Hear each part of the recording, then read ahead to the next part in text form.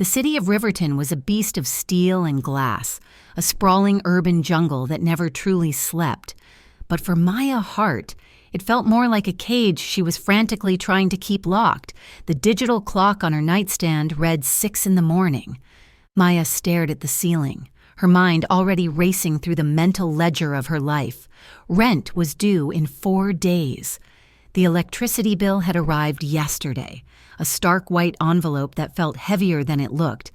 And then there was the tuition payment for Chloe. Her younger sister was thriving in her sophomore year of college, a beacon of hope and normalcy that Maya protected with the ferocity of a lioness. But hope cost money. Specifically, it cost $3,000 by the end of the month. Maya pushed herself out of bed, the exhaustion settling deep in her bones. She'd been running on caffeine and anxiety for 2 years now, ever since she landed the position at Costa Holdings. It was a job 1,000 other women in the city would kill for, or so they said. The salary was generous, the benefits were comprehensive, and the prestige of working for the city's most dominant real estate firm looked excellent on a resume. But those other women did not know the reality of the 24th floor. By 8 o'clock, Maya was seated at her desk, the command center of Adrian Costa's empire. The office was a masterpiece of modern architecture, all sharp angles, floor-to-ceiling windows, and polished marble floors that echoed the sharp click of her heels. It was beautiful, cold, and intimidating, a perfect reflection of the man who occupied the corner office. Maya organized the stack of files for the morning briefing, her fingers moving with practiced efficiency. She lined up the edges of the paper until they were razor straight. Order was her armor. If she kept everything perfect, if she never slipped up, then maybe the chaotic world outside would not be able to touch her. The elevator doors at the end of the hall chimed, a soft, melodic sound that made the air in the room change instantly. The ambient chatter of junior executives died down. Shoulders straightened, throats were cleared. Adrian Costa walked in. He was a man who did not just occupy space, he consumed it. Tall and broad-shouldered, he wore a charcoal suit that cost more than Maya's car, tailored to fit a frame that suggested violence restrained by sheer will. His hair was dark, kept short and neat, and his eyes were the color of storm clouds, gray and unreadable. He moved with a predator's grace, silent and lethal, ignoring the murmurs of his employees as he headed straight for Maya's desk. "Good morning, Mr. Costa," Maya said, standing immediately. Her voice was steady, trained to betray nothing, though her heart hammered against her ribs the way it always did when he was this close. Adrian paused in front of her desk.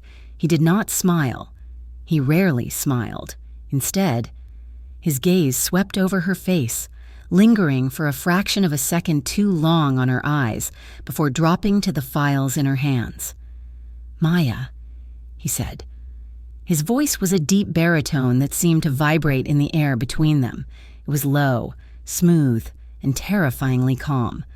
"Are the contracts for the Docklands development ready?" "Yes, sir. I placed them on your desk 10 minutes ago, along with the background checks you requested on the new investors." He nodded once. Sharp and precise. "Good. Cancel my 2 o'clock with the zoning commissioner. I have a more pressing matter to attend to." Maya hesitated, her pen hovering over her planner. The zoning meeting had taken her 3 weeks to secure.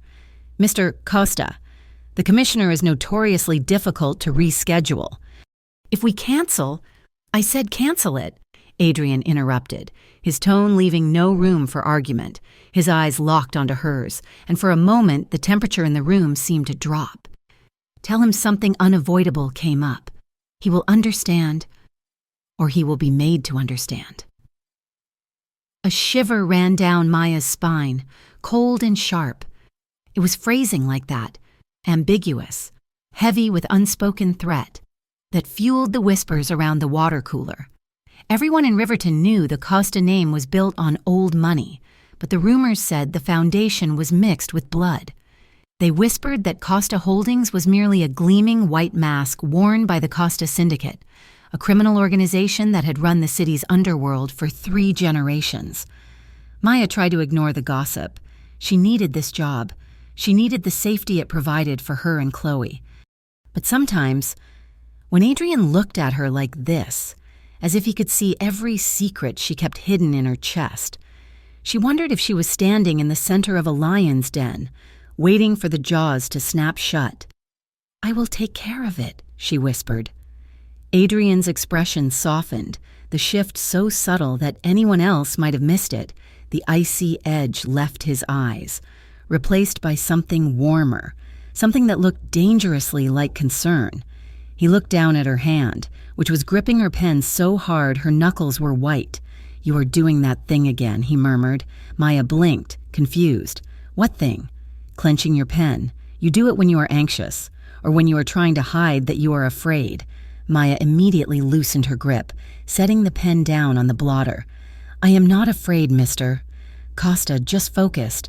Adrian hummed, a low sound in his throat that suggested he did not believe her for a second.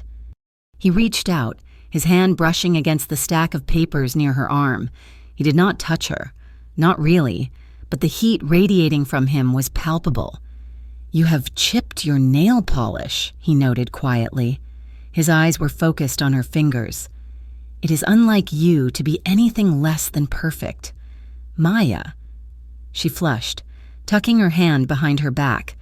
"I did not have time to fix it last night. I was helping my sister with a paper until 2 in the morning. Adrian's gaze snapped back to her face. "You look tired. I am fine. You are lying." The silence that stretched between them was thick, charged with an electricity that made the hair on Maya's arm stand up. It was these moments that confused her the most. He was the ruthless CEO, the man rumors said could order a hit as easily as he ordered coffee. Yet he noticed the state of her manicure.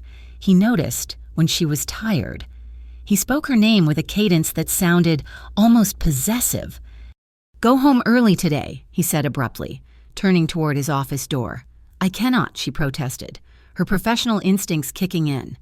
"The merger documents need to be finalized by tomorrow morning, and the audit team is coming in at 4. Adrian stopped, his hand on the brass doorknob. He looked back over his shoulder, his profile sharp against the morning light streaming through the windows.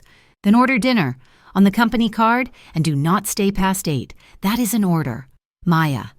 He disappeared into his office before she could respond, the heavy door clicking shut with a finality that echoed in her chest. The day passed in a blur of high-stakes negotiations and frantic phone calls. By the time the sun began to dip below the horizon, painting the Riverton skyline in hues of bruised purple and burnt orange, the office was largely empty. The janitorial staff moved silently through the hallways, and the hum of the city below seemed to grow distant. Maya was still at her desk, buried under a mountain of paperwork. She had ignored Adrian's order to leave, mostly because the thought of going home to an empty apartment and a stack of unpaid bills was more exhausting than the work itself. At 7:30, the intercom on her desk buzzed. "Maya, come in here." She gathered the files he had been waiting for and walked into his office. The room was dim, illuminated only by the glow of the city lights outside and a single brass lamp on his mahogany desk. Adrian was standing by the window, staring out at the sprawl of the city beneath him. He had removed his suit jacket, tossing it over the back of a leather chair, and rolled up the sleeves of his white dress shirt, revealing forearms that were corded with muscle. It was a rare glimpse of the man beneath the armor, and Maya felt a sudden, sharp pang of attraction that she quickly tried to squash. "Here are the finalized projections for the merger," she said, keeping her voice level as she approached the desk. Adrian turned from the window. He looked weary, the lines around his eyes a little deeper than they had been that morning. He did not move to take the files. Instead, he watched her as she laid them out, his gaze tracking the movement of her hands. "You stayed," he said. It was not a question. The work needed to be done, she replied, keeping her eyes on the papers. "And I prefer to get ahead of the schedule. You work too hard." Maya looked up then, meeting his gaze. "I do what is necessary." Adrian walked around the desk, moving into her personal space with that silent, predatory grace.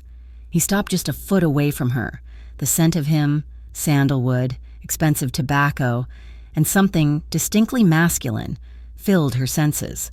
He reached past her to pick up a document, his arm brushing against her shoulder.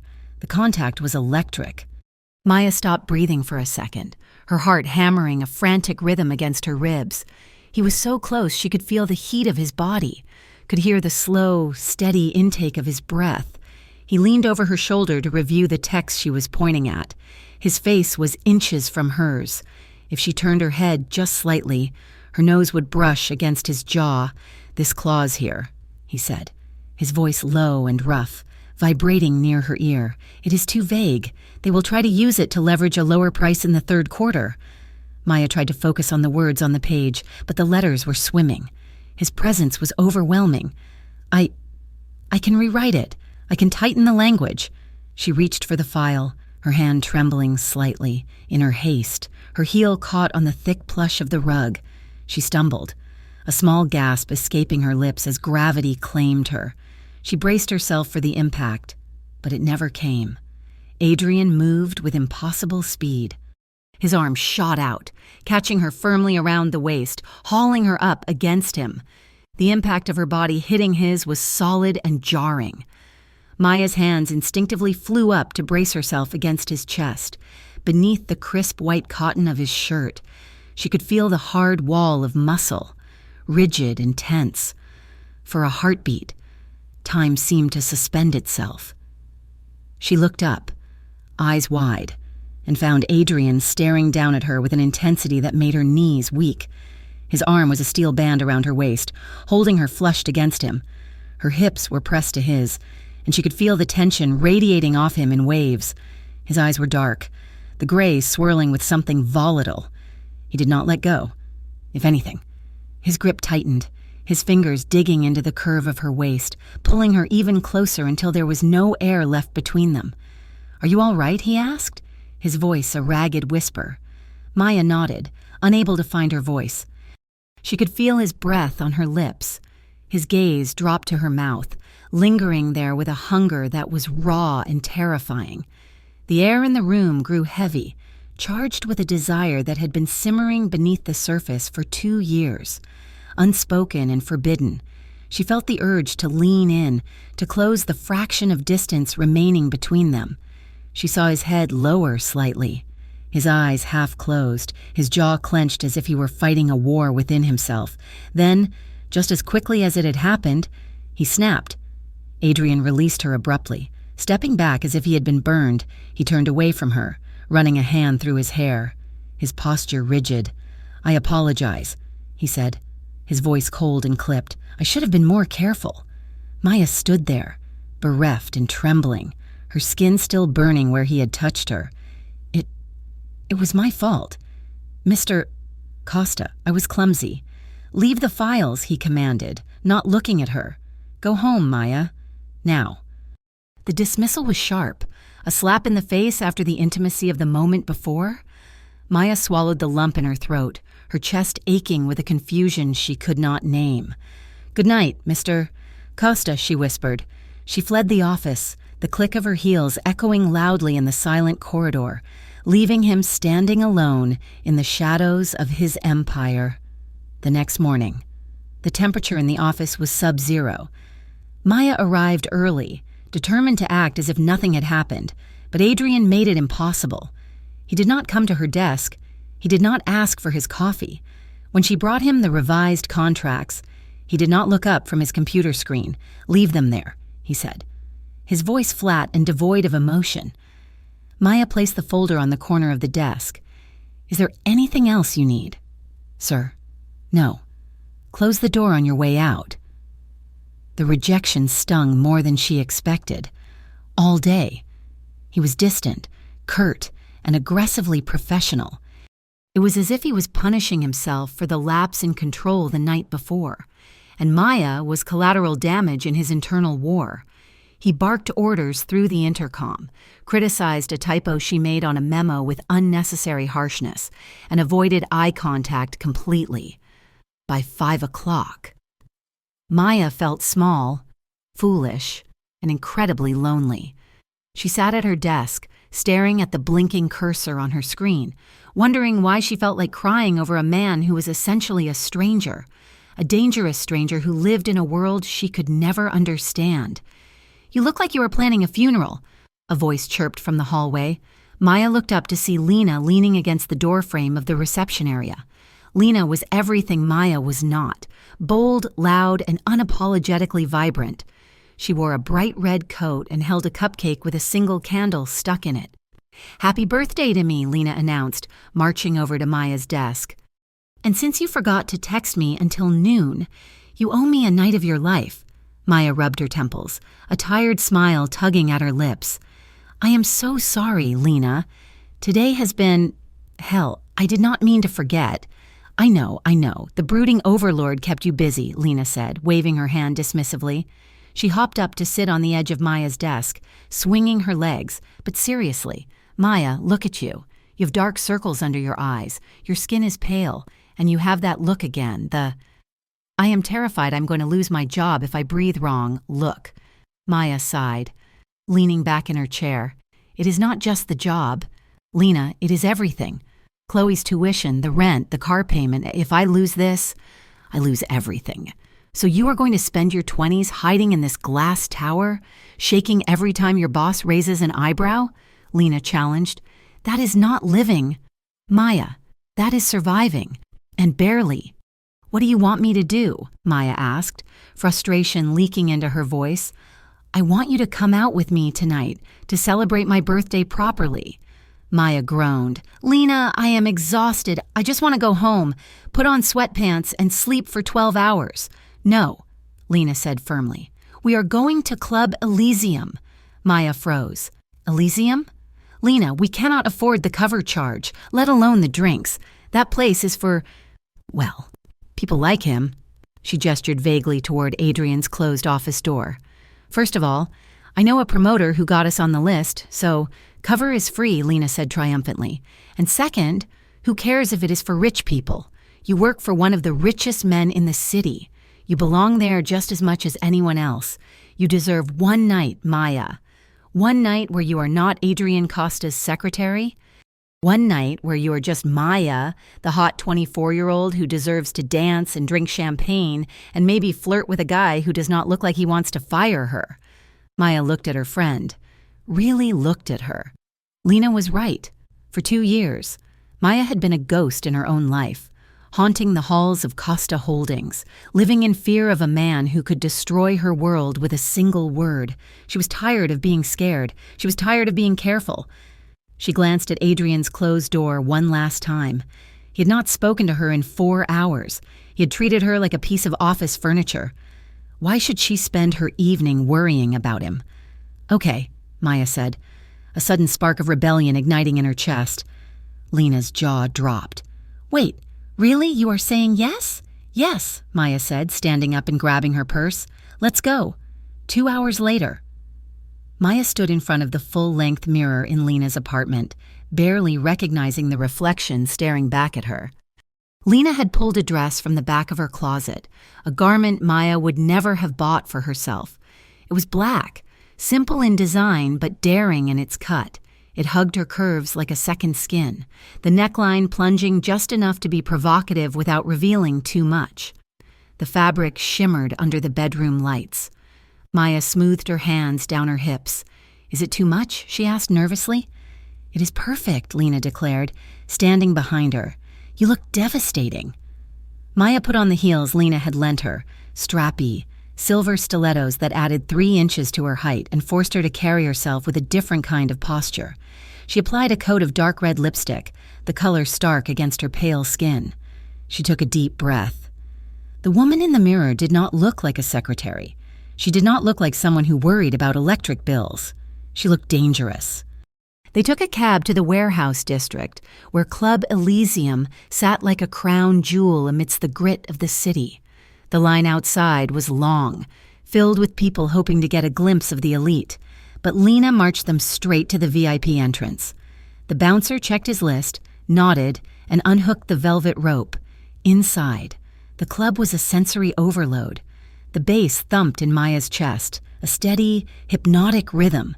Neon lights in shades of violet and electric blue cut through the darkness, illuminating the throngs of beautiful people dancing, drinking, and laughing. The air smelled of expensive perfume, sweat, and money. Maya felt a spike of anxiety as they navigated the crowd, but Lena grabbed her hand and pulled her toward the bar. "2 martinis," Lena shouted to the bartender. As the alcohol hit Maya's system, the knot of tension that lived permanently in her shoulders began to loosen. She let Lena drag her onto the dance floor. At first, she was stiff, her movements self-conscious, but the music was infectious. She closed her eyes, letting the beat guide her, forgetting about the contracts, the deadlines, and the cold gray eyes of her boss. She laughed as Lena spun her around, feeling free for the first time in years. After an hour of dancing, Maya needed water. She made her way back to the bar, her face flushed, her hair sticking slightly to her neck. She leaned against the cool marble counter, catching her breath. "You look like you are having the time of your life," a voice said beside her. Maya turned to see a man standing there. He was handsome, with sandy blonde hair and a smile that seemed practiced but charming. He wore a suit that looked expensive, though not as expensive as Adrian's. Actually, Maya said, surprised by her own boldness. "It is my friend's birthday. I am Evan," the man said, extending a hand. "Can I buy you a drink or water? You look thirsty." Maya hesitated for a second, then smiled. "Water would be great." "I am Maya," Evan signaled the bartender with an easy confidence. "So, Maya, what do you do when you are not lighting up the dance floor?" Maya laughed, taking the glass of water he offered. "I am a secretary. Boring corporate stuff. There is nothing boring about you," Evan said, his voice dropping an octave as he leaned in closer. His hand brushed lightly against her bare arm. Maya flinched slightly, expecting the touch to feel electric like Adrian's, but it was just a touch. Pleasant. Human, but lacking that terrifying spark. Still, it was nice to be noticed. It was nice to be looked at with appreciation rather than scrutiny. She smiled at him, leaning in to hear him over the music. Across the club, on the mezzanine level reserved for the city's true power players, a door to a private suite opened. Adrian Costa stepped out, flanked by Marco, his right-hand man. Adrian's face was a mask of boredom. He had just spent an hour listening to a rival underboss drone on about territory lines in the shipping district. He wanted a drink, and he wanted to go home. "We should leave through the back," Marco suggested, scanning the crowd below with a practiced, watchful eye. "Less attention." Adrian nodded, adjusting his cufflinks. He moved toward the railing, glancing down at the sea of bodies writhing on the dance floor. He had no interest in the hedonism of the club. It was noise and distraction, things he could not afford. He was about to turn away when a flash of movement caught his eye. A woman was laughing at the bar. The sound was swallowed by the music, but the tilt of her head was arrestingly familiar. Adrian froze, his eyes narrowed, focusing with laser precision. It was her, Maya. She was wearing a dress that left very little to the imagination, a stark contrast to the modest blouses and pencil skirts she wore to the office. The black fabric clung to her, showcasing the curves he had felt pressed against him only 24 hours ago. Her hair was loose, cascading down her back in wild waves. And she was not alone. A man was standing next to her, close, too close. The stranger said something, and Maya laughed again, touching the man's arm lightly. Something dark and ugly twisted in Adrian's gut. It was a sensation he had not felt in years, a volatile mixture of rage and something far more possessive, the composure he prided himself on, the icy control that made him the most feared man in Riverton, shattered like glass. "Who is that with her?" Adrian asked, his voice low and lethal. Marco looked down, following Adrian's gaze. He squinted. "Looks like Evan Miller, hedge fund guy. Harmless. He's touching her." Adrian snarled. Before Marco could respond, Adrian was moving. He did not walk. He stalked. He descended the stairs from the VIP section, cutting through the crowd like a shark moving through water. People scrambled to get out of his way, sensing the violence radiating off him. He kept his eyes fixed on Maya. She was still smiling at the man. She looked happy.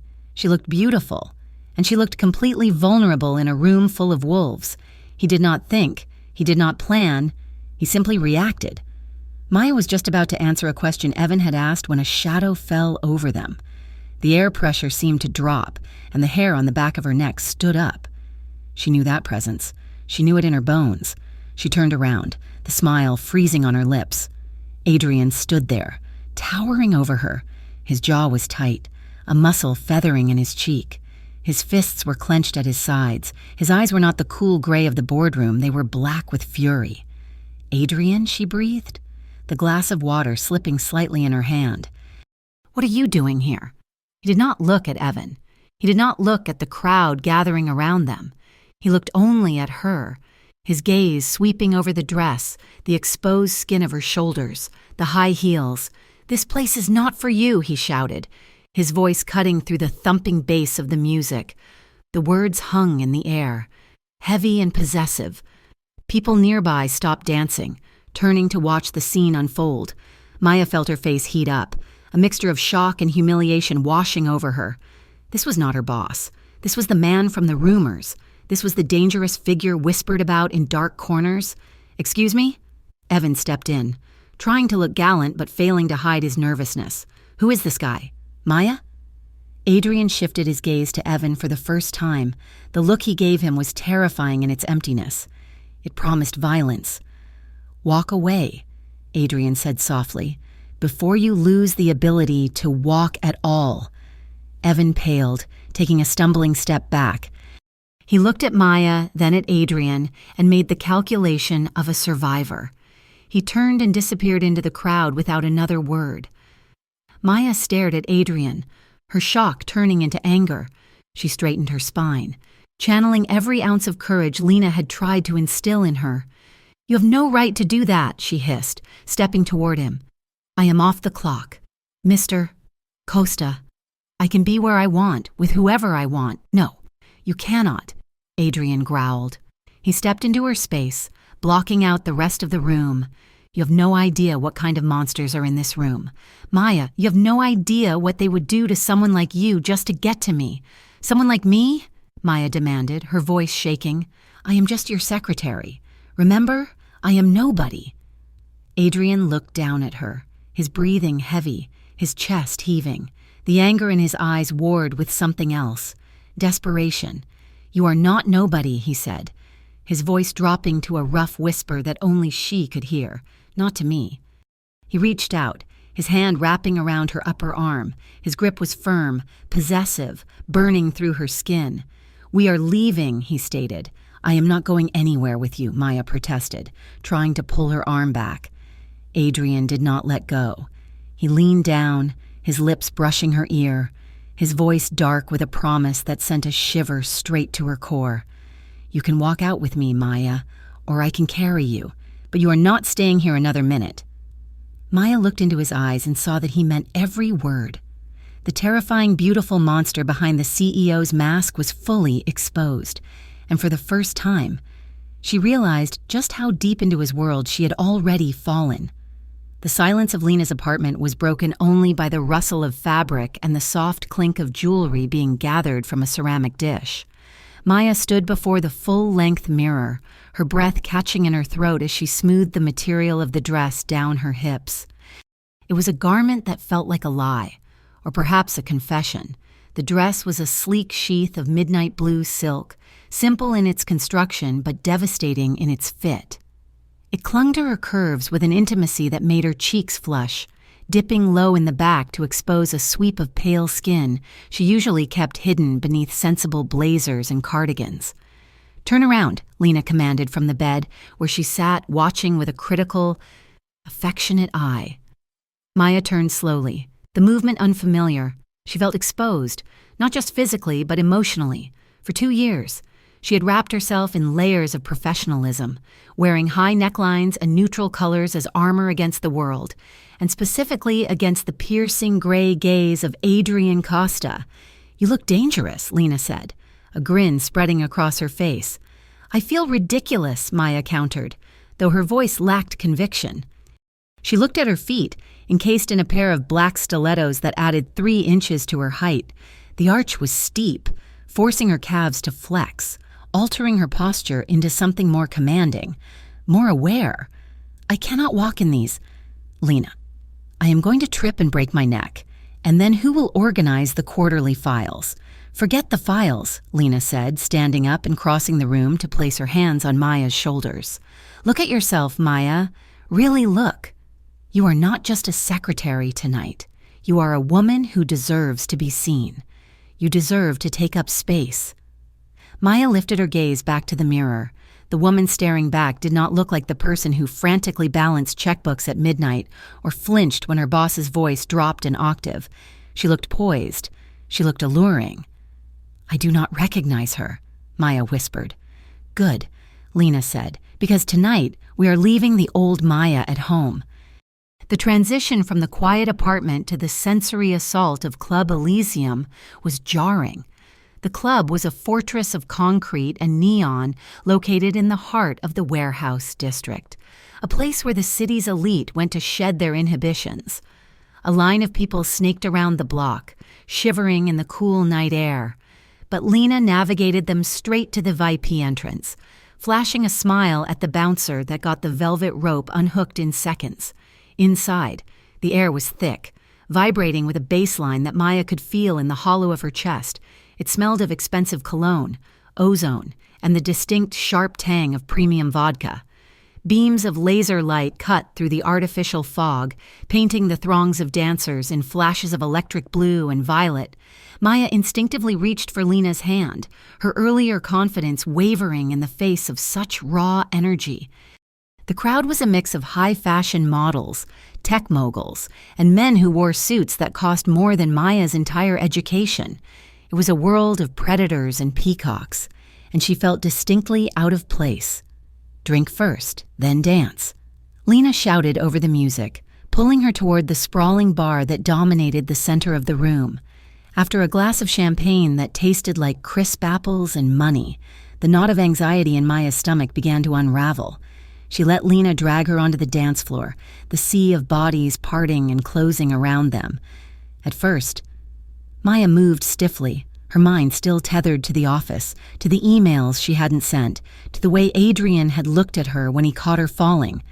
But the music was relentless, a hypnotic rhythm that demanded surrender. Maya closed her eyes, taking a deep breath of the smoky air. She let the beat seep into her bones. She swayed, her hips moving in time with the bass, her hands lifting to brush through her hair. For the first time in months, the weight on her shoulders lifted. She laughed, a genuine bright sound that was lost in the noise, spinning around as Lena cheered her on. She was not Adrian Costa's secretary here. She was just a body in motion, alive and free. Need a refill? Lena asked after 3 songs, fanning herself with her hand. I will get them, Maya offered, flushed and smiling. She wove her way back to the bar, feeling a new boldness in her stride. The heels that had terrified her earlier now felt like weapons, clicking rhythmically against the polished floor. She leaned against the cool marble of the bar, trying to catch the bartender's eye. Allow me, a voice said beside her. Maya turned. A man was leaning against the counter, watching her with open appreciation. He was handsome in a conventional way, with sandy hair and a smile that crinkled the corners of his eyes. He wore a gray suit, the top button of his shirt undone, projecting an air of relaxed wealth. I am Evan, he said, raising his voice just enough to be heard over the pounding music without shouting. I can buy my own drink. Thank you, Maya said, though she softened the rejection with a smile. I am sure you can, Evan replied, signaling the bartender with a practiced flick of his fingers. 2 of whatever she is having, and put it on my tab. He turned back to her, leaning in slightly. But I would consider it an honor to buy a drink for the most captivating woman in the room. It was a line, cheesy and rehearsed, but Maya found herself charmed nonetheless. It was simple, uncomplicated. There was no darkness in Evan's eyes, no weight of hidden empires. He was just a man looking at a woman, and that simplicity was intoxicating. I am Maya, she said, accepting the glass the bartender slid toward her. Maya, Evan repeated, testing the name. You do not look like a regular here. Maya, I would have remembered you. I do not get out much, she admitted, taking a sip of the cold drink. My job keeps me pretty busy. Let me guess, Evan said, stepping closer. encroaching on her personal space in a way that was flirtatious rather than threatening. Lawyer? No. Too happy. Doctor? Too rested. Secretary? Actually. Evan blinked, then laughed. Well, you must be the CEO of secretaries then, or your boss is a blind fool. Maya smiled, looking down at her drink. The compliment warmed her. It felt good to be flattered, to be engaged in this harmless dance of attraction. She felt seen, not as a function of her utility, but as a person. Unbeknownst to Maya, the atmosphere on the mezzanine level above the dance floor had just shifted. The private VIP suites overlooked the main club, separated by glass railings that offered a view of the chaos below while maintaining a sense of detachment. Adrian Costa walked along the corridor, flanked by Marco, his second in command. Adrian's face was a mask of bored indifference. He was here for a sit-down with a distributor from out of town, a necessary evil to ensure the syndicate's shipping lanes remained unmolested. He hated this place. He hated the noise, the desperate hedonism, the way people threw themselves at him the moment they recognized the cut of his suit. "Make this quick." "Marco," Adrian murmured, buttoning his jacket as he walked. "I have no patience for theatrics tonight. The distributor is already in the booth. Boss, 10 minutes, tops." Adrian nodded, his gaze drifting lazily over the railing to the dance floor below. It was a sea of writhing limbs and flashing lights, a chaotic mess that usually barely registered in his consciousness. Then he stopped. His movement was so abrupt that Marco nearly bumped into him. Adrian's hand gripped the metal railing, his knuckles turning white instantly. Below him, near the bar, a woman was throwing her head back in laughter. The strobe lights caught the line of her throat, the curve of her spine exposed by the deep cut of a blue dress. It was impossible. It had to be a hallucination brought on by exhaustion. But then she turned, smiling at the man standing next to her, and the light hit her profile. Maya! The air left Adrian's lungs as if he had been punched. He stared, unable to comprehend what he was seeing. Maya, his efficient, buttoned-up, terrified little secretary, was standing in the middle of Elysium, wearing a dress that looked like it was made of sin, laughing with a stranger. She touched the man's arm, a light, casual brush of her fingers against the stranger's sleeve. The reaction in Adrian was immediate and violent. A red haze superimposed itself over his vision. The cold, calculated detachment he had spent a lifetime perfecting shattered into 1,000 jagged pieces. It was not just surprise, it was a feeling of profound violation. Maya was the one clean thing in his life. She belonged in the sunlight, in the quiet order of the office, not here in the dark, surrounded by wolves, and she certainly did not belong to the man currently leaning in to whisper in her ear. "Boss?" Marco asked, sensing the sudden, terrifying shift in Adrian's demeanor. "The meeting?" "Cancel it," Adrian snarled. He did not wait for Marco's response. He turned and headed for the stairs, moving with a speed and ferocity that made people scramble out of his path. He descended into the crowd like a warhead dropping from the sky. The music, the lights, the people, it all blurred into background noise. His entire world had narrowed down to the woman at the bar and the man who was standing too close to her. Maya was just asking Evan what he did for a living when the air around them seemed to drop 20 degrees. The hairs on her arms stood up, a primal warning system alerting her to a predator's presence. She turned around, her smile faltering. Adrian was there. He stood less than 2 feet away, looming over her. The neon lights cast sharp shadows across his face, making his cheekbones look like cut flint. His eyes were dark, swirling with a mixture of rage and something else, something possessive and terrifyingly raw. "Maya?" she breathed, the name falling from her lips in shock. He did not look at her face. His gaze swept over her body, taking in the heels, the curve of her hips in the silk, the exposed skin of her back. His jaw worked, the muscle ticking violently. "This place is not for you," he said. His voice was not a shout, but it carried a weight that cut through the thumping bass of the speakers. It was a command, heavy with ownership. The laughter died in Maya's throat. She felt suddenly naked, exposed under his scrutiny. People nearby had stopped dancing, their attention drawn to the tension radiating from the tall, dark man in the center of the floor. "Excuse me?" Evan stepped in, his voice rising in defensive confusion. He moved slightly, trying to place himself between Maya and this intruder. Who is this guy? Maya? Adrian's eyes snapped to Evan. The look was visceral. It was the look of a man contemplating murder as casually as one contemplates ordering dinner. Adrian took a step forward, disregarding Evan's attempt to shield her. He moved into Maya's personal space, effectively cutting Evan out of the equation. His body blocked the light, blocked the room, blocked everything but him. "I said, this place is not for you," Adrian repeated, his voice dropping to a low, dangerous rumble. "You are leaving. Now." The shock wore off, replaced by a sudden, searing flare of humiliation. Maya stepped back, her chin going up. She was not at her desk. She was not on his payroll right now. "You do not get to order me around here." "Adrian," she said, her voice shaking with anger, "I am not working. I am allowed to have a life." "Not here," Adrian retorted, his hands clenching at his sides as if he were fighting the urge to grab her. "Do you have any idea what kind of people come here? Do you have any idea what they would do to someone like you, someone like me?" Evan interrupted, finding his courage. "Hey, buddy, she is with me. Why don't you take a walk?" Adrian did not even turn his head. He kept his eyes locked on Maya, but he spoke to Evan. "Unless you want to lose the hand you were just touching her with, I suggest you vanish." The threat was delivered with such calm, absolute certainty that Evan went pale. He looked at Adrian, taking in the bespoke suit, the cold deadness in the eyes, and the hulking form of Marco who had just appeared silently behind Adrian's shoulder. Evan realized, with the clarity of self-preservation, that he was out of his depth.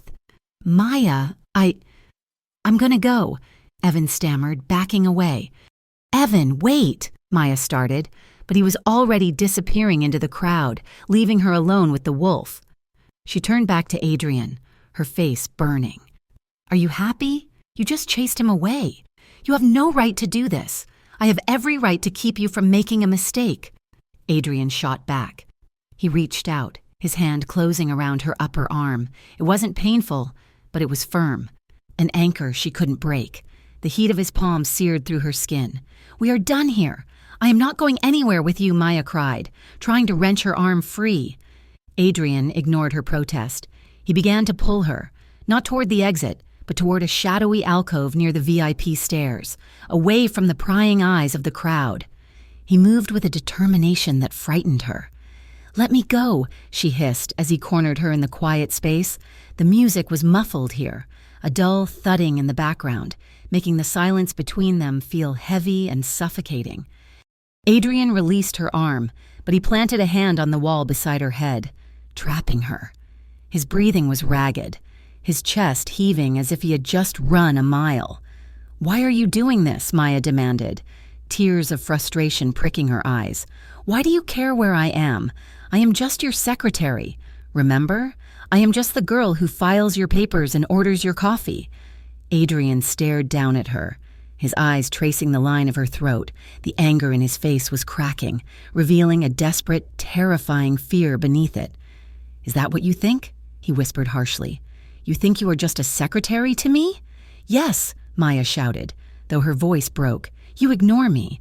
You treat me like I am invisible, and then you show up here and act like you own me. You cannot have it both ways. Adrian, you are right," he breathed, stepping closer.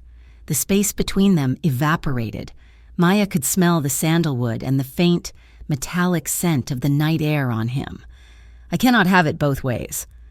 But I cannot watch you parade yourself in front of men who would tear you apart without a second thought. I can take care of myself," Maya whispered, her heart hammering against her ribs so hard she thought he must hear it. "No, you cannot," Adrian said, his voice agonizingly soft now. "You have no idea how dark this city is. Maya, you have no idea what I keep away from you, seeing you here, in that dress, laughing with him." He cut himself off, shaking his head. His hand moved from the wall, hovering near her face. His fingers trembled slightly. He looked at her mouth, his gaze dark and hungry. It terrified me, he confessed, the admission torn from his throat. Maya stopped breathing. The anger drained out of her, replaced by a sudden, overwhelming tension. The air between them crackled with electricity. This was not an employer scolding an employee. This was a man unraveling before a woman he wanted. His hand brushed her bare arm, his fingertips trailing fire along her skin. A shiver racked Maya's body, visible and undeniable. Adrian watched it, his pupils dilated. He leaned in. His face inches from hers, Maya stood frozen, her lips parting slightly. She wanted him to kiss her. God help her. She wanted him to cross the line he had drawn in the sand. Adrian's breath ghosted over her lips. He closed his eyes, his forehead resting against hers for a fleeting second. He inhaled sharply, the scent of her perfume filling his lungs. Then, with a visible effort of will, he pulled back. He stepped away, putting 3 feet of cold distance between them. He straightened his jacket, his face closing up, the mask slamming back into place, but his eyes remained wild. "Get your coat," he said, his voice rough and devoid of its usual polish. "Marco will drive you home, but I am not asking. Maya, go, before I do something that will ruin us both." He turned his back on her, staring into the shadows, his hands clenched into fists at his sides. Maya looked at his broad back, her whole body trembling with the aftershocks of the encounter. She realized then that the danger Adrian spoke of wasn't just the men in the club. It was him. And more terrifyingly, it was her own desire for him. She turned and fled toward the exit, leaving him standing alone in the dark. The fluorescent lights of the Costa Holdings office seemed sharper than usual on Monday morning, casting long, clinical shadows across Maya Hart's desk. She sat with her back perfectly straight, typing an email to a contractor with a mechanical precision that betrayed none of the turmoil churning in her stomach.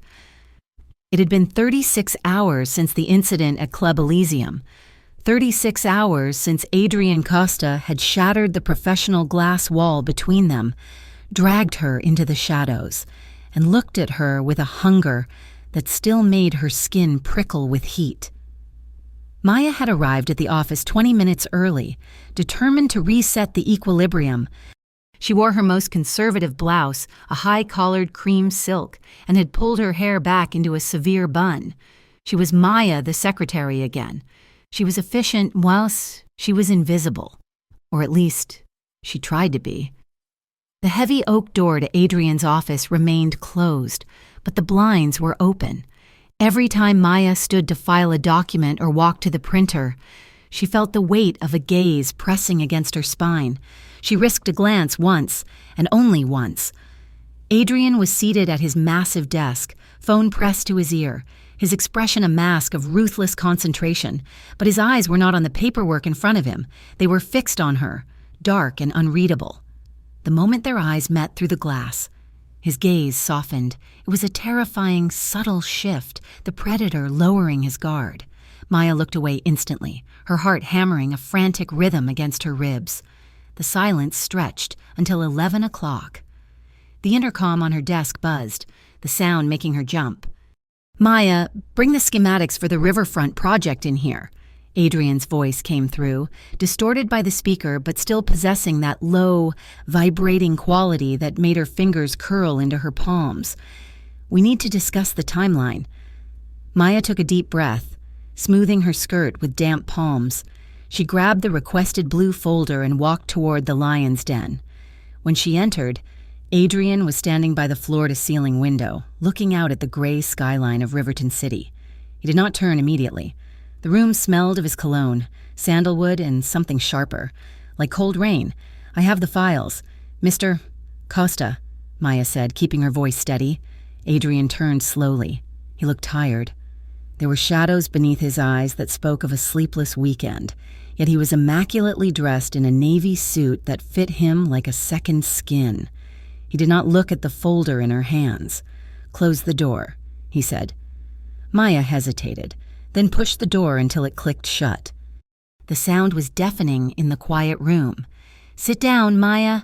She sat on the edge of the leather chair opposite his desk, clutching the folder like a shield. Adrian did not sit. He walked around the desk and leaned against the edge of it, crossing his ankles. He was too close. His presence filled the space, sucking the air out of the room. "We are not here to discuss the riverfront project, are we?" Maya asked, her boldness surprising her. "No," Adrian admitted. His voice was devoid of its usual command. It was rougher, stripped of pretense. "I need to speak to you about Saturday night." Maya stiffened. "Mr. Costa, if this is about my conduct outside of work hours, I have already reviewed the employee handbook, and there is no clause prohibiting—" "I'm not talking about the handbook," Adrian interrupted. He ran a hand through his hair, a gesture of frustration that was uncharacteristically human. "I am apologizing." Maya blinked, stunned into silence. Adrian Costa did not apologize. He negotiated. He commanded. He conquered. He did not say sorry. "I was out of line," he continued, his gray eyes locking onto hers. "I had no right to speak to you that way, or to drag you out of there. My behavior was unprofessional and unacceptable." Maya looked at her hands. "You embarrassed me," she whispered. "You made me feel like a child, like I belonged to you." The silence that followed was heavy. When Adrian spoke again, his voice was lower, dropping to a register that vibrated in Maya's chest. "I know, and for that, I am sorry. But when I walked into that place and saw you there, laughing with that man, touching him—" He stopped, his jaw clenching tight.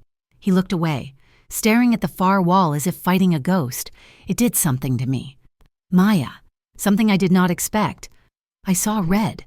The thought of him touching you, or anyone in that room looking at you with those hungry eyes, it made me want to burn the city down." Maya's breath hitched. She looked up at him, seeing the raw honesty in his face. It terrified her. "You cannot do that, Adrian," she said, her voice shaking. "You cannot just decide you own people because you are jealous. That is not protection. That is control. And that is what scares me about you." Adrian pushed off the desk and took a step toward her. "Is it just fear, Maya?" "Yes," she insisted, standing up to meet him, though she had to tilt her head back to look him in the eye. "You live in a world of violence. There are rumors. Adrian, everyone knows Costa Holdings is not just about real estate. You walk around with armed guards. You have meetings in the middle of the night, and then you look at me like you want to devour me. And you?" Adrian countered, stepping closer again. His voice dropped to a whisper. "Do you not want to be devoured?" The question hung in the air, charged and dangerous. Maya felt her defenses crumbling. The logical part of her brain was screaming to run, to resign, to leave this room and never look back, but her heart was betraying her. It pounded against her ribs, a traitorous drumbeat. "It is not that simple," she said, her voice trembling. "I am attracted to you. God, of course I am. You make it impossible not to be. But I cannot live my life waiting for the other shoe to drop. I cannot be part of a world where I have to be afraid every time the phone rings." Adrian's expression shattered. The cold mask fell away completely, revealing a man who looked desperate. "I would never let anything happen to you," he vowed. He reached out, his hand hovering near her face. He waited, giving her a second to pull away. When she didn't, he let his fingers graze her cheekbone. His touch was shockingly tender, his thumb brushing against her skin with a reverence that contradicted every rumor she had ever heard about the ruthless crime boss. "I have not been able to stop thinking about you," he confessed, his eyes searching hers. "Not for a single hour. When you are in the room, I cannot focus on anything else. When you are gone, the silence is unbearable. You are the only real thing in my life, Maya." Maya felt a tear slip free, tracing a hot path down her cheek. Adrian caught it with his thumb. "Adrian," she whispered, a plea and a warning wrapped in one. He leaned down, his face inches from hers. "Then tell me to stop," he murmured against her lips. "Tell me to let you walk out that door, and I will never touch you again." Maya's hands moved of their own accord, gripping the lapels of his jacket, bunching the expensive fabric in her fists. She rose on her tiptoes, closing the distance. She did not tell him to stop. Their lips met in a collision that was years in the making. It started slow, hesitant, a question asked and answered in the dark. Adrian's lips were firm and warm, tasting of coffee and restraint. But when Maya sighed into the kiss, the restraint snapped.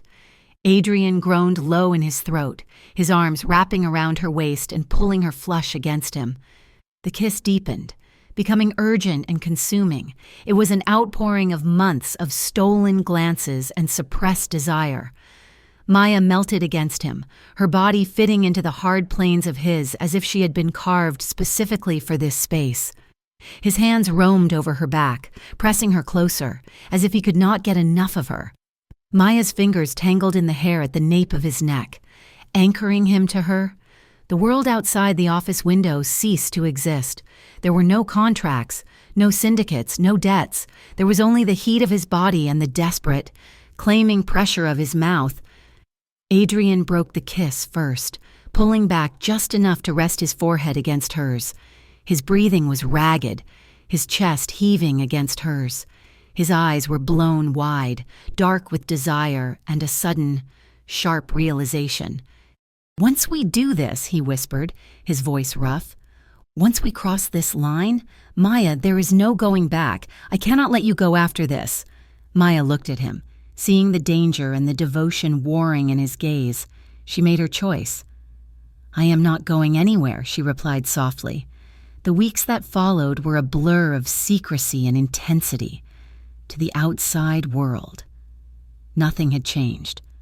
Maya was still the efficient secretary, and Adrian was still the aloof CEO, but behind the closed door of his office, the air was thick with a new, shared secret. There were stolen moments that felt like theft.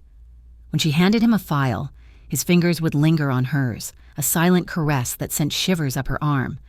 When the office cleared out at 5, he would lock the door, pulling her into his lap for kisses that left her breathless and dizzy. Late nights became their sanctuary. Instead of calling her a cab, Adrian insisted on driving her home himself. His car, a sleek black sedan with tinted windows, became a confessional. It was during one of these drives, while the rain lashed against the windshield, blurring the city lights into streaks of gold and red, that Adrian began to dismantle the walls around his past. "I never wanted this," he said quietly, his grip on the steering wheel white-knuckled. "My father. He did not give me a choice. You are born into the life, or you are buried by it." That was his philosophy. Maya watched his profile, illuminated by the passing streetlights. "Do you hate it?" she asked. "I hate the violence," Adrian admitted. "I hate that my legacy is built on fear. I tried to legitimize it. Costa Holdings was supposed to be the way out, but the roots go too deep. I have done things, Maya, things I can never wash off." He glanced at her, his eyes filled with a raw, painful vulnerability. "I am not a good man," he said. Maya reached across the center console, covering his hand with hers. "You are a man who was given a terrible hand," she said firmly, "but you are trying to change the game. That matters." Adrian turned his hand over, interlacing his fingers with hers, holding on tight, in turn. Maya opened the vaults of her own life. She told him about her father's gambling addiction, the debt he had left behind when he died, a mountain of numbers that felt impossible to climb. She spoke of Chloe, her brilliant, kind younger sister who wanted to be a pediatrician, and the crushing fear Maya lived with every day, that she would fail her, that the money would run out, that they would end up on the street. "I feel like I am drowning sometimes," Maya whispered, looking out the window, "like I am treading water with weights on my ankles." Adrian did not offer empty platitudes. He listened, his silence a solid, comforting presence. But the next day, wheels began to turn in the shadows. Maya received an email from the university's bursar office 3 days later. It stated that Chloe had been selected for the anonymous Riverton Excellence Scholarship, a fund that covered her tuition in full for the remainder of her degree. Maya stared at the screen, tears of relief streaming down her face, assuming it was a miracle. In his office, Adrian watched her reaction through the blinds, a small, satisfied set to his jaw. He would never tell her. He knew she was proud, and he knew she would see it as charity, but he could not watch her drown when he owned the ocean. However, the bubble of their secret world was fragile, and the outside world was already sharpening its knives. It happened on a Tuesday. Marco entered Adrian's office without knocking, his face grim. Maya was organizing files in the corner, and she saw the look the two men exchanged, a look of silent, urgent communication. "What is it?" Adrian asked, his voice instantly shifting into its cold command mode. "Dante Morello is asking questions," Marco said, not looking at Maya. Adrian went very still. "What kind of questions? About the expansion in the harbor? And about your schedule?" Marco paused, then added, his voice lower, "And he asked about the staff. Specifically, the secretary you seem so protective of." The air in the room froze. Maya felt the blood drain from her face. She dropped the file she was holding. The papers scattered across the floor with a loud hiss. Adrian was out of his chair in a second. He moved to Marco, his voice a low snarl. "What exactly did he say?" "He asked who she was." Marco replied. "He asked if she was just an employee, or if she was a weakness." Adrian slammed his hand down on the desk, the sound like a gunshot. "Get out," he ordered Marco. "Increase the detail on her apartment, triple the rotation, now." Marco nodded and left, closing the door. Adrian turned to Maya. He looked pale, fear warring with rage in his eyes. He crossed the room and grabbed her shoulders, his grip almost painful. "You are going to be fine," he said, but he sounded like he was trying to convince himself. "I will not let him near you." "Who is Dante Morello?" Maya asked, her voice trembling. "A rival," Adrian said grimly, "a man who does not have lines he won't cross." That night, the tension was unbearable. Adrian refused to let her go back to her apartment. "It is not safe tonight," he insisted. "Come to the penthouse, please." It was the first time she'd been to his home. The penthouse was breathtaking, a sprawling space of glass and steel overlooking the entire city. But it felt cold, empty. Adrian seemed determined to push the darkness away. He shed his suit jacket and rolled up his sleeves, pouring them both a glass of dark red wine. "Sit," he commanded gently. "I am cooking." Maya sat at the marble island, watching in amazement as the feared crime boss chopped vegetables with the same precision he used to dismantle companies. He made a simple pasta dish, the smell of garlic and basil filling the sterile kitchen, making it feel like a home. They ate on the balcony, the city wind whipping at their hair. The food was delicious, but Maya could barely taste it.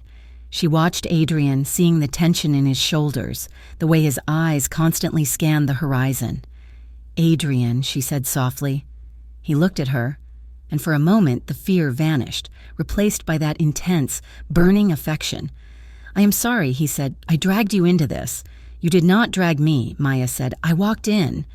She stood up and moved to him.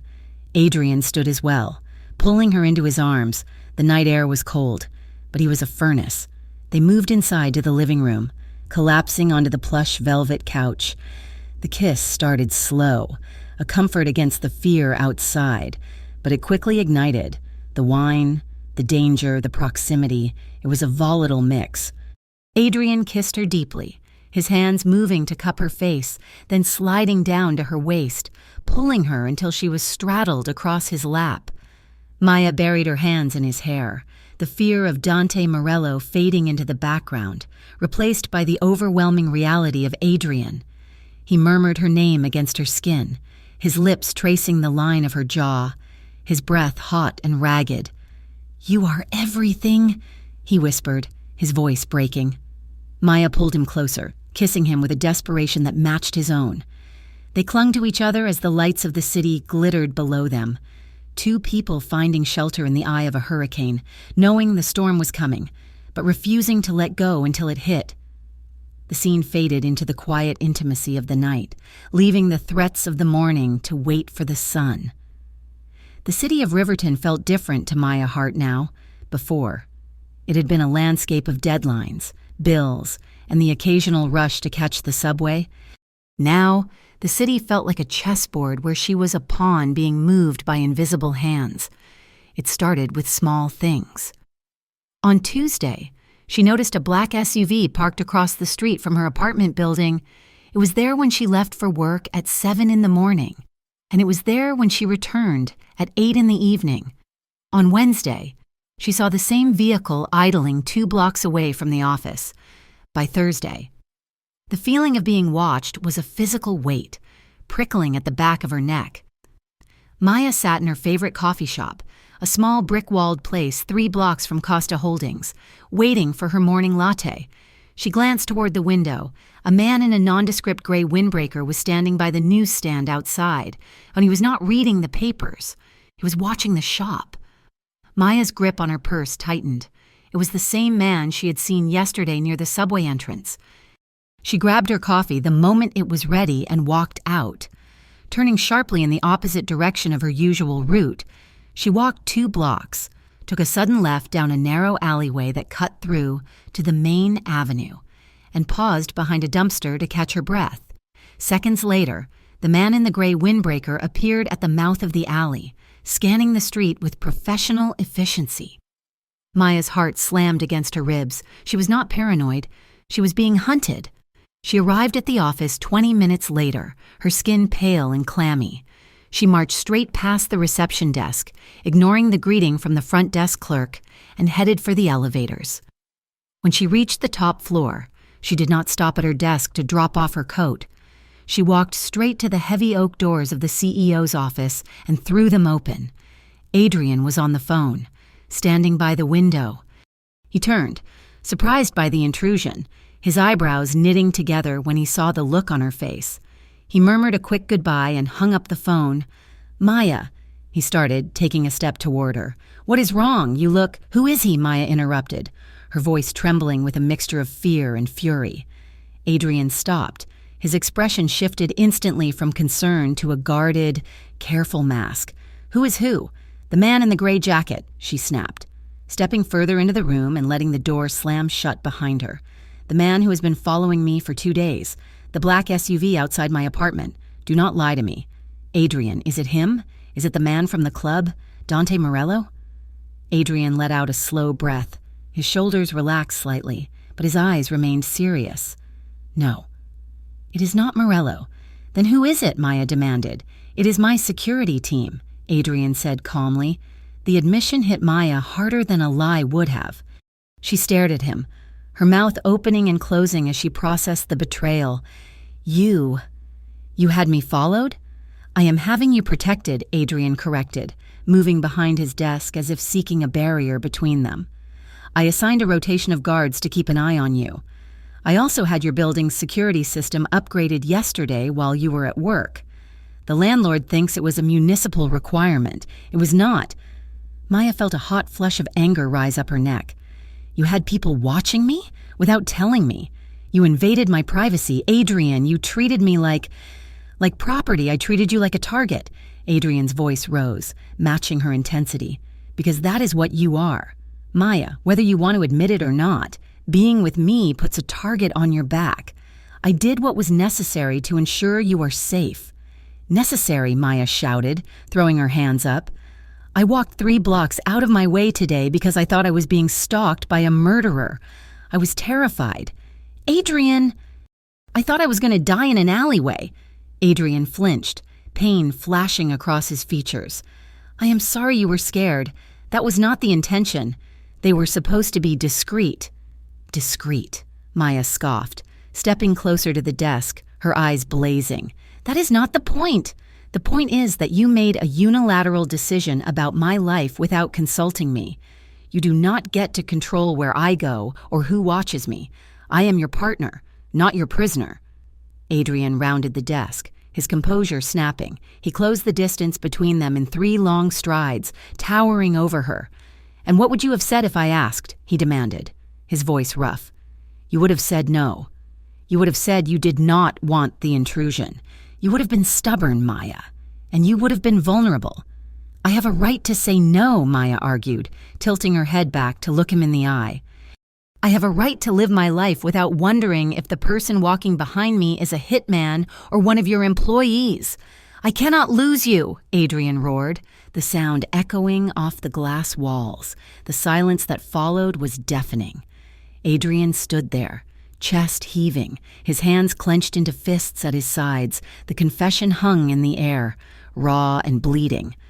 Maya stared at him, her anger wavering in the face of his desperation. He looked terrified. The most powerful man in Riverton City, the man who made grown men tremble, looked absolutely shattered by the mere idea of her absence. Adrian reached out, his hand shaking slightly, and grabbed her wrist. It was a gentle grip, a tether more than a restraint. He pulled her a step closer, his resistance crumbling. "I cannot lose you," he repeated, his voice breaking into a whisper. "I have spent my whole life building walls, Maya. I have spent years making sure I needed nothing and no one, and then you happened, and now the thought of something happening to you paralyzes me. I do not know how to do this. I do not know how to love someone without trying to lock them away where the world cannot touch them." Maya's heart ached. She saw the boy he had been, raised in violence, taught that love was a weakness to be exploited. She saw the man who was trying, clumsily and desperately, to keep the only light he had ever known from being extinguished. She stepped into him, her free hand coming up to cup his jaw. "You cannot lock me away." "Adrian," she whispered fiercely, "if you want a future with me, you have to trust me. You have to trust that I am strong enough to handle this. You cannot suffocate me and call it safety." Adrian let out a ragged groan and buried his face in her neck, his arms wrapped around her, pulling her body flush against his. The argument dissolved into a frantic need for contact, a desperate confirmation that they were both still there, still alive. "I am sorry." He breathed against her skin. "I am so sorry." Maya turned her head, capturing his lips in a kiss that tasted of salt and desperation. It was not a gentle kiss. It was a collision. Adrian responded with a hunger that stole her breath, lifting her up until she was sitting on the edge of his desk, his hands tangling in her hair. They kissed like they were trying to erase the fear, trying to burn away the world outside the office walls. Maya clung to him, her fingers digging into the expensive fabric of his suit, grounding him. For a moment, there were no threats, no surveillance, no syndicates. There was only the heat of his skin, the beat of his heart against hers, and the overwhelming, terrifying truth of how much they loved each other.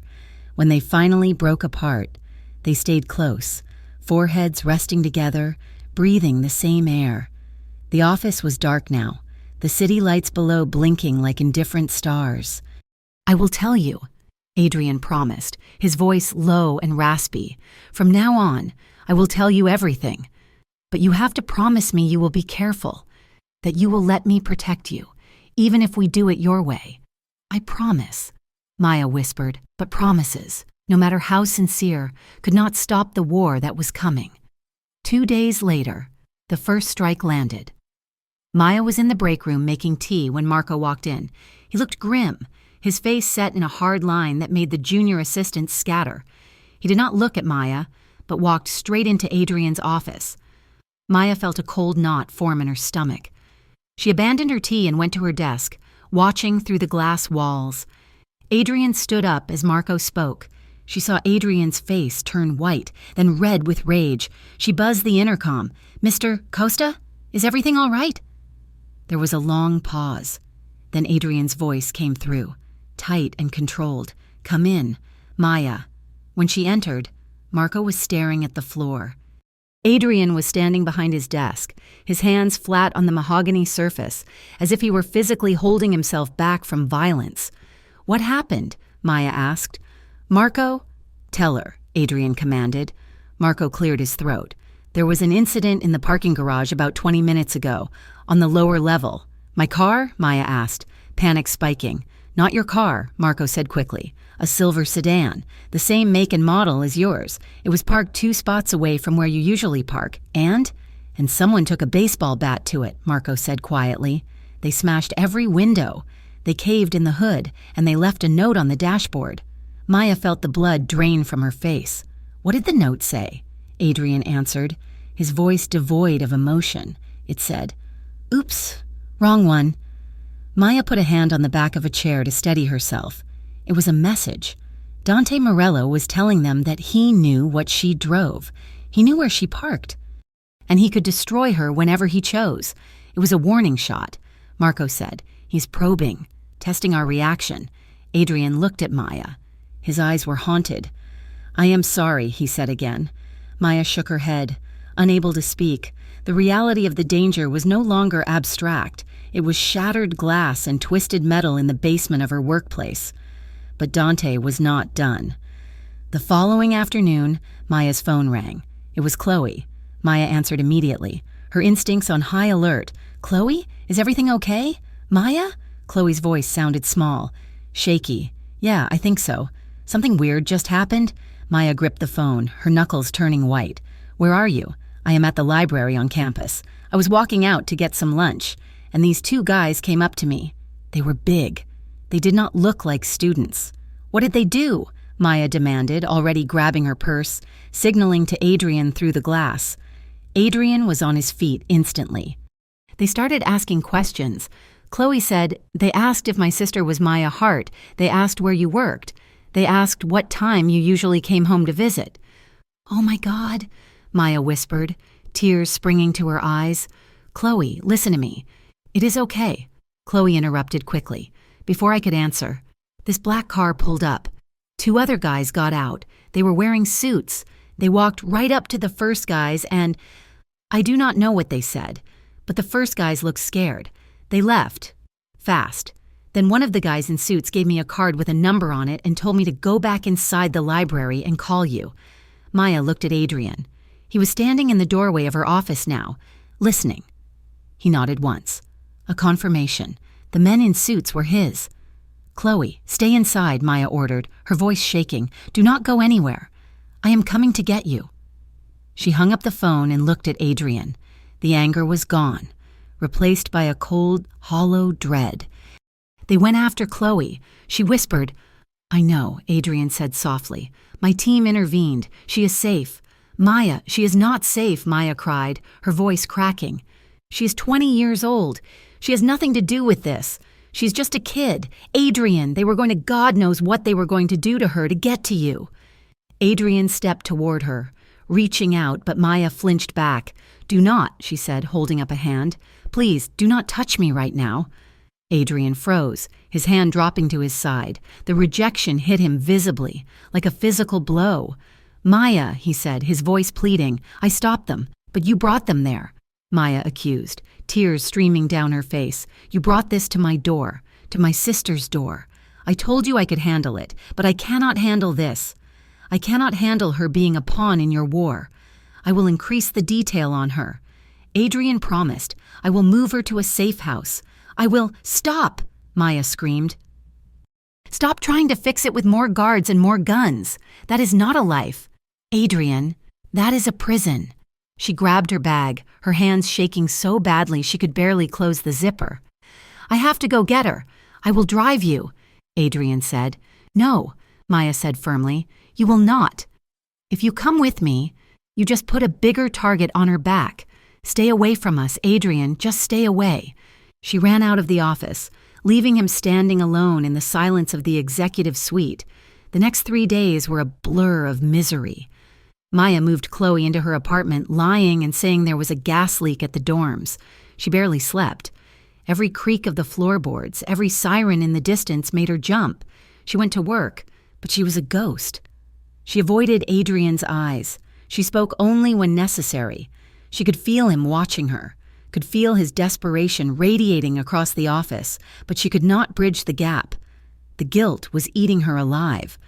Every time she looked at Adrian, she felt love, yes, but she also saw the men approaching her sister. She saw the smashed car. She saw a future filled with fear. She began to look at job listings in Chicago, in Boston, anywhere but Riverton. On Friday afternoon, the office was quiet. The sun was setting, casting long, bloody streaks of light across Maya's desk. She opened a blank document on her computer. Her fingers hovered over the keys for a long time, trembling. She typed the date, then the recipient. Adrian Costa, CEO, Costa Holdings, then the subject line, resignation. Tears blurred her vision as she typed the words. She wrote that she was grateful for the opportunity. She wrote that she had learned so much. She wrote that effective immediately. She would be terminating her employment. It felt like cutting off her own limb. She printed the letter. The sound of the printer whirring to life was loud in the quiet office.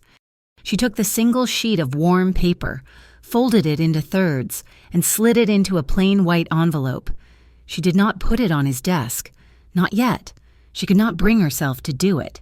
Instead, she tucked the envelope deep into her leather handbag, nestled between her wallet and her keys.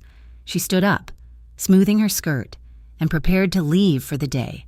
Inside his office, Adrian stood by the window, watching her reflection in the glass. He had not moved for an hour. He saw her print the document. He saw her fold it. He saw the way her shoulders slumped, heavy with a burden he had placed there. He did not know exactly what was in the envelope, but he knew what it meant. He could feel it in the air, a severance of the invisible thread that connected them. She was pulling away. She was preparing to run. He wanted to storm out there. He wanted to beg. He wanted to lock the doors and refuse to let her leave until she understood that he would burn the world down before he let anything happen to her. But he stayed where he was. He watched her walk to the elevator, her head bowed. He watched the doors slide shut, taking her away from him. And for the first time in his life, Adrian Costa felt completely and utterly powerless. The silence on the 24th floor of Costa Holdings had changed texture.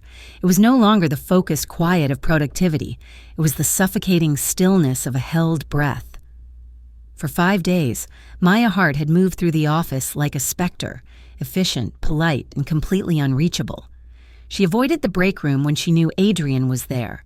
She delivered files to his inbox only when his door was closed. When he spoke to her, requesting a meeting or a document, she replied with a crisp professional tone that chilled the air between them. Maya kept her eyes on the clock on her computer screen. 4:59. She began shutting down her terminal. In her browser history, hidden beneath layers of cleared caches, were job listings for executive assistants in Chicago, Boston, and Seattle. In her purse, tucked inside a notebook, was a list of affordable studio apartments in cities where the name Costa meant nothing. The clock hit 5. Maya stood up, grabbing her coat and bag in one fluid motion, leaving so soon. The voice came from the doorway of the executive suite. Adrian was leaning against the frame. His arms crossed over his chest. He looked exhausted. The impeccable suit was rumpled, his tie loosened, and his eyes were dark with a frustration he was barely keeping in check. "It is 5 o'clock. Mr. Costa," Maya said, refusing to look him in the eye. "I have finished the briefing for the morning. Mr. Costa," Adrian repeated, the words tasting like ash in his mouth. "We are back to that, are we?" "It is appropriate for the workplace," Maya said, stepping around her desk. She moved toward the elevator, her heart pounding against her ribs. She just needed to get out. She just needed to breathe air that didn't smell like him. Adrian moved faster. He stepped into her path, blocking the way to the elevators. He didn't touch her, but his presence was a wall she couldn't pass. "We need to talk. Maya, you have been avoiding me for a week." "I have been working," she corrected, clutching her bag tighter to her side. "You are running away," Adrian accused, his voice rising. "I can feel it. You are ghosting me in my own office. Please move. Adrian, I will not move until you look at me." The shout startled her. Maya flinched, stepping back in her haste. Her heel caught in the edge of the carpet. She stumbled, her heavy leather bag slipping from her shoulder and hitting the floor with a dull thud. The contents spilled out across the polished marble. A lipstick, a wallet, her keys, and a white envelope that slid halfway across the floor, stopping near Adrian's polished shoes. Maya froze. Adrian looked down. He saw the plain white envelope. He saw the lack of postage. He saw the stiffness of the paper inside.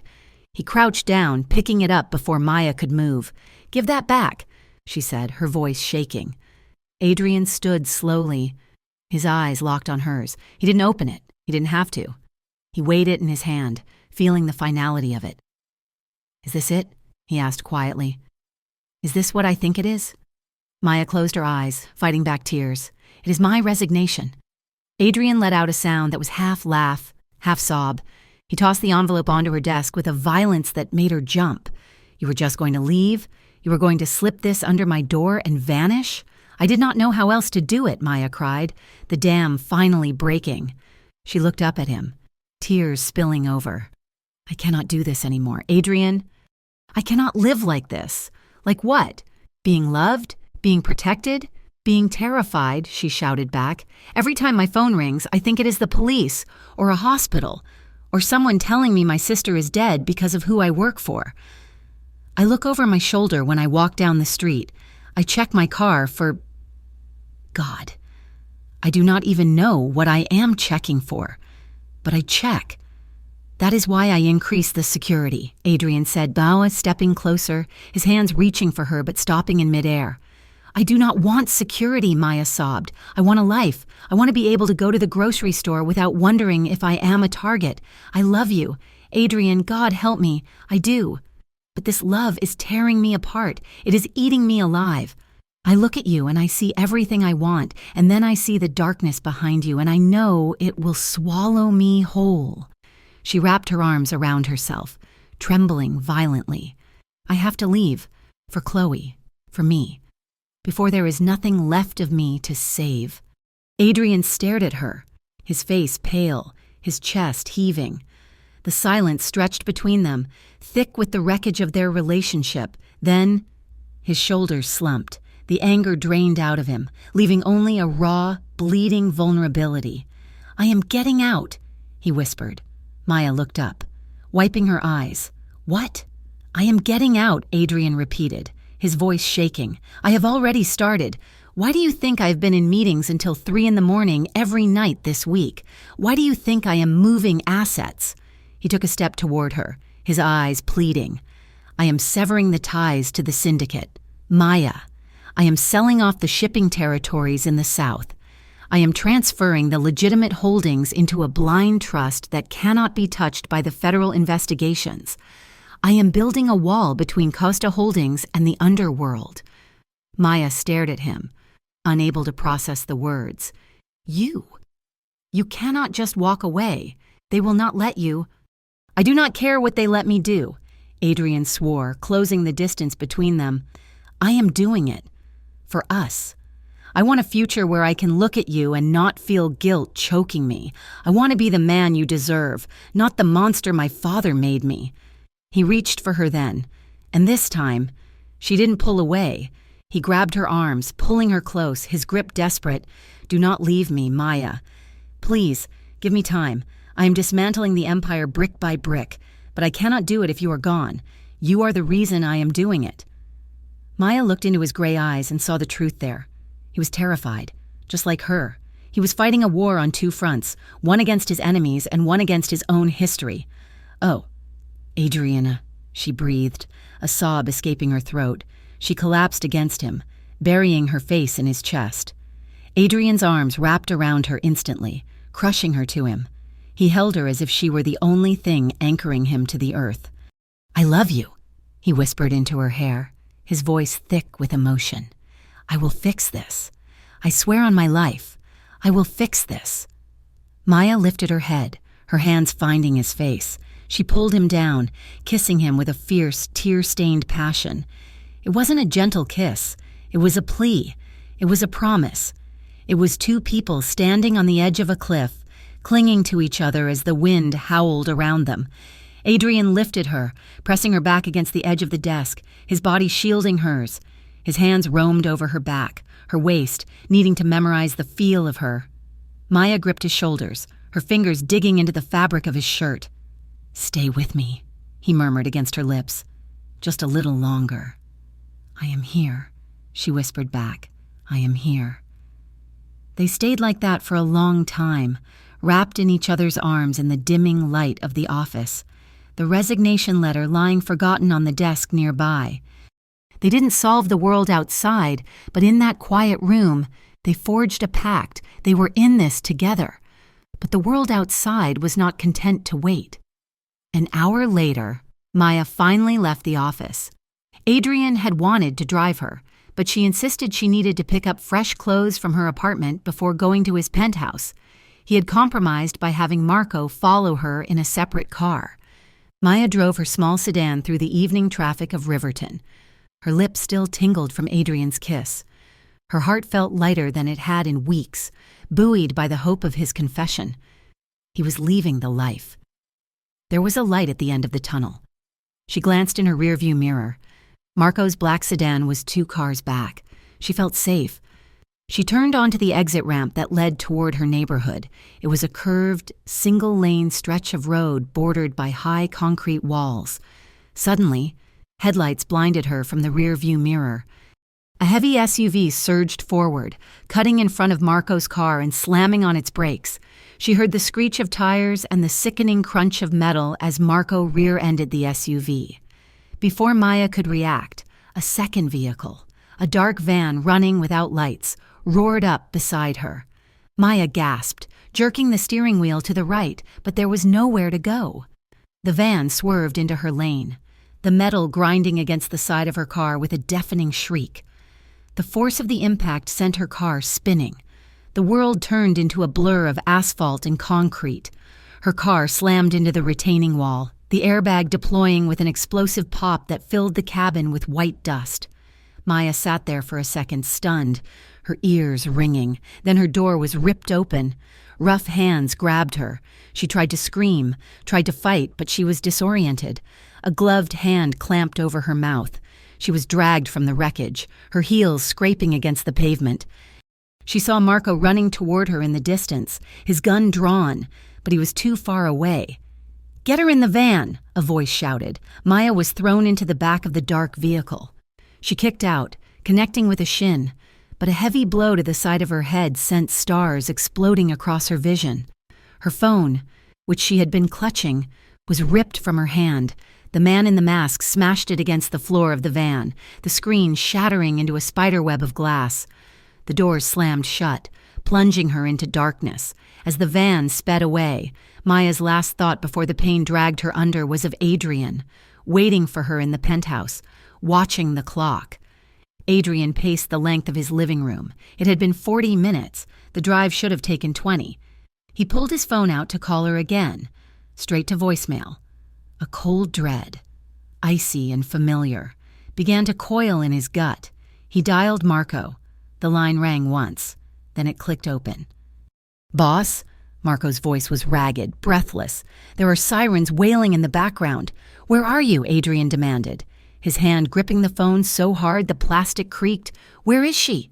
"They took her," Marco said, the words heavy with failure. "We were boxed in on the exit ramp, an ambush, professionals. They ran her off the road and dragged her into a van before I could get a clean shot."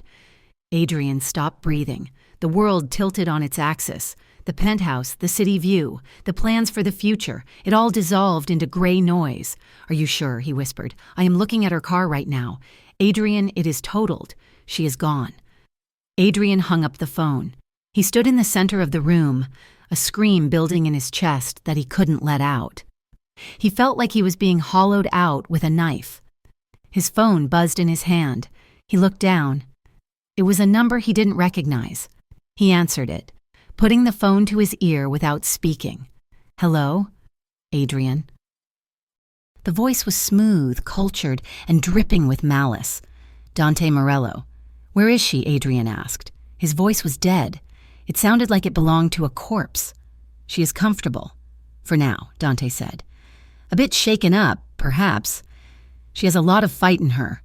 I can see why you like her." "If you touch her," Adrian said, the words low and vibrating with a demonic fury, "I will peel the skin from your bones." Dante laughed softly. "Threats are boring. Adrian, let us talk business. You have been encroaching on my interests for too long, and now I hear rumors you are trying to leave the table. That makes you vulnerable. What do you want?" "I want the harbor," Dante said. "All of it. The shipping lanes, the unions, the warehouses, and I want the transfer of your offshore accounts in the Caymans. I want you to strip yourself bare. Adrian, you want my empire."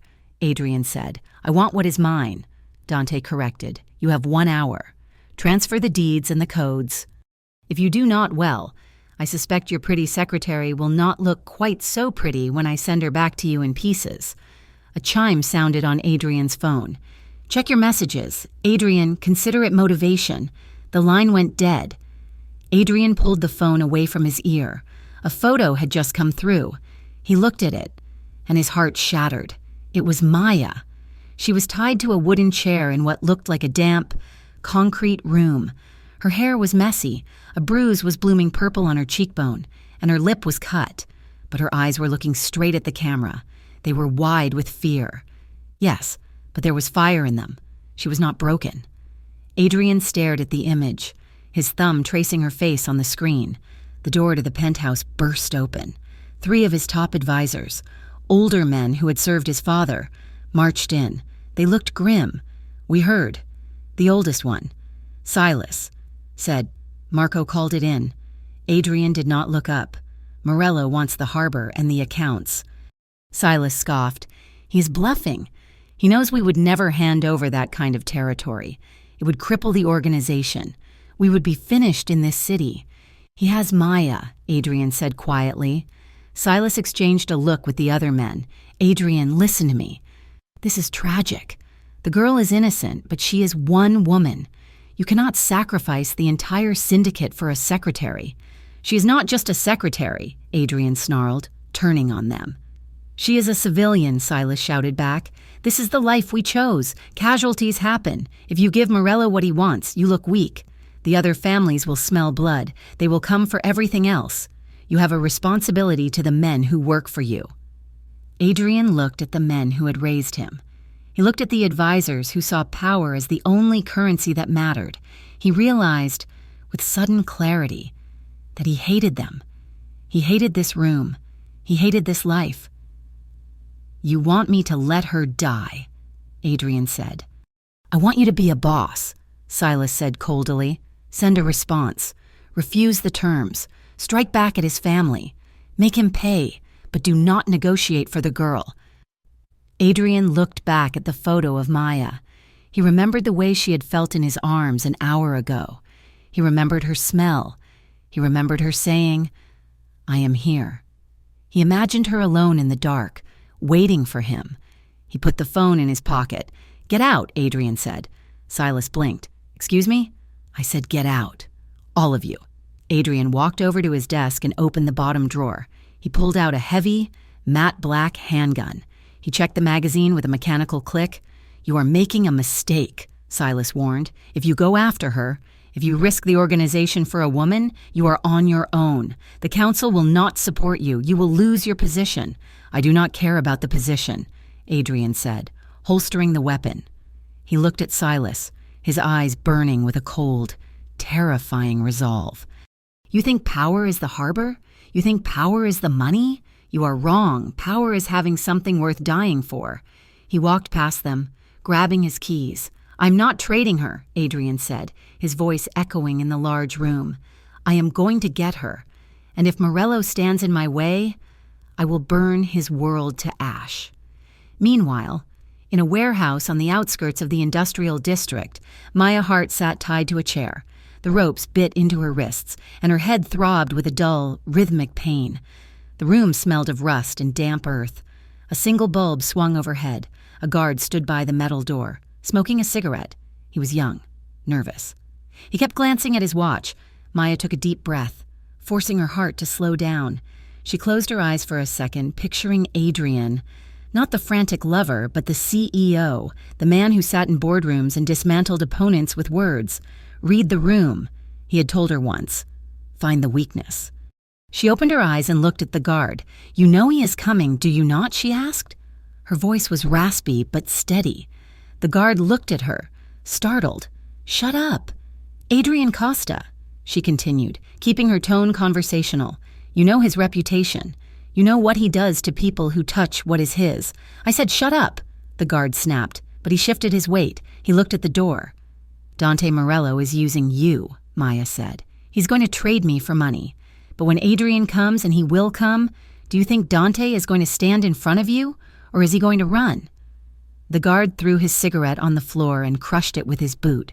He walked over to her, looming close. "You think your boyfriend is Superman? He is a businessman. He will cut his losses. You are just a tax write-off. "Lady." Maya looked him dead in the eye, channeling every ounce of the strength Adrian had told her she possessed. "I am not a write-off," she said softly. "I am the end of your world. And if you are smart, you will walk out that door right now while you still have legs to carry you." The guard hesitated. Fear flickered in his eyes. Maya watched him, her hands twisting subtly against the ropes, testing the knot. She wasn't waiting to be saved. She was buying time. And she knew, with a certainty that defied logic, that Adrian was on his way. The penthouse was quiet, stripped of the usual hum of activity that surrounded Adrian Costa. On the mahogany desk, a single lamp cast a pool of gold light over a stack of legal documents. Adrian stood over them, pen in hand. He did not hesitate. With a series of sharp, decisive strokes, he signed his name, effective immediately. The majority of his liquid assets, his legitimate real estate holdings, and the deeds to 3 properties were transferred into an irrevocable blind trust. The beneficiaries were named clearly: Maya Hart and Chloe Hart. Marco stood by the door, watching his boss sign away a fortune that had taken 2 generations to build. He shifted his weight, checking the magazine of his sidearm. "You know what this means?" "Boss," Marco said quietly, "even if we get her back, the council will see this as an abdication. You are cutting the financial arteries of the organization." "I know," Adrian replied, capping the pen. He picked up the documents and sealed them in a heavy envelope. He placed it in the center of the desk, next to a flash drive containing a video message he had recorded 10 minutes ago. If he did not walk out of that warehouse tonight, Maya would never have to worry about money again. She would be free. Adrian turned to Marco. He traded his suit jacket for a tactical vest, fastening the straps with grim efficiency.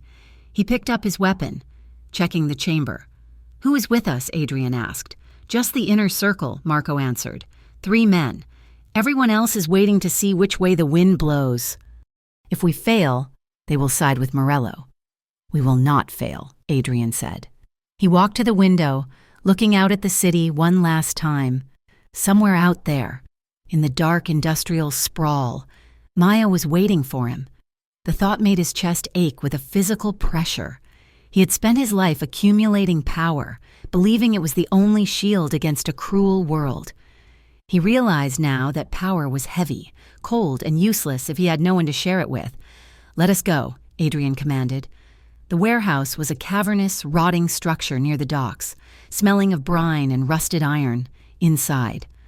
Maya Hart sat on a wooden chair, her hands bound behind her back. Her head throbbed where she had been struck, and her mouth tasted of copper. Dante Morello paced in front of her. He was a man who wore cruelty like a tailored suit. He stopped, leaning down to inspect her face. "You are quiet," he noted, a smirk playing on his lips. "I expected more screaming, or at least some begging." "Adrian's women usually beg." "I am not Adrian's woman," Maya said, her voice raspy but steady. "And I am not going to beg you for anything." Dante laughed, a harsh, barking sound. "You are brave. I will give you that. But bravery does not stop a bullet. You think he is coming for you, do you not? You think the great Adrian Costa is going to kick down the door and save the day?" "I know he is coming," Maya stated. Dante shook his head. "He's a businessman, my dear. He calculates risk. And you? You are a bad investment. He's not going to throw away his empire for a secretary." Maya looked him in the eye. She thought of Adrian's hand trembling as he touched her face. She thought of the way he had looked at her in the office. Desperate and open, "He's not coming for his empire," Maya whispered. "He's coming for me. And that is why you are going to lose." Dante's smile vanished. He straightened up, his eyes narrowing. "We will see." He spat. He turned to the guard standing by the metal door. "Keep an eye on her. If she speaks again, gag her." Dante walked away toward the office elevated on a catwalk, leaving Maya alone with the guard. She closed her eyes, listening to the drip of water from the ceiling, and prayed. Outside, the night was pitch black. The moon was hidden behind a thick blanket of clouds. Adrian and his team moved through the shipping container yard like shadows. There were no shouted orders, no wasted movements. They were a surgical instrument cutting through the infection. Marco signaled 2 guards by the perimeter fence. Adrian nodded. 2 muffled shots, coughs in the darkness, and the guards crumpled. They moved to the side entrance. Marco picked the lock with practiced ease. The door swung open with a groan of rusted hinges that sounded like a scream in the silence. They were inside. Adrian moved with a singular, terrifying focus. He did not care about the crates of contraband stacked against the walls. He did not care about the politics of the syndicate. His entire universe had narrowed down to a single point: Maya. Gunfire erupted from the catwalk. Dante had spotters. "Take cover!" Marco shouted. Bullets sparked against the metal machinery. Adrian dropped behind a forklift, returning fire. The warehouse exploded into noise and chaos. Shadows moved in the periphery, muzzle flashes illuminating the gloom like strobe lights. Adrian ignored the men on the catwalk. He saw the chair in the center of the room. He saw the figure tied to it. "Cover me!" Adrian roared to his team. He broke cover, sprinting across the open floor. Bullets kicked up concrete dust at his heels. He did not slow down. He vaulted over a crate, sliding across the floor to get closer to the center. One of Dante's men, the guard who had been watching Maya, panicked. He grabbed Maya by the hair, hauling her up and pulling a knife. He dragged her backward, using her as a human shield. "Do not move!" The guard screamed, his voice cracking with fear. "I will cut her! I swear I will cut her!" Adrian froze.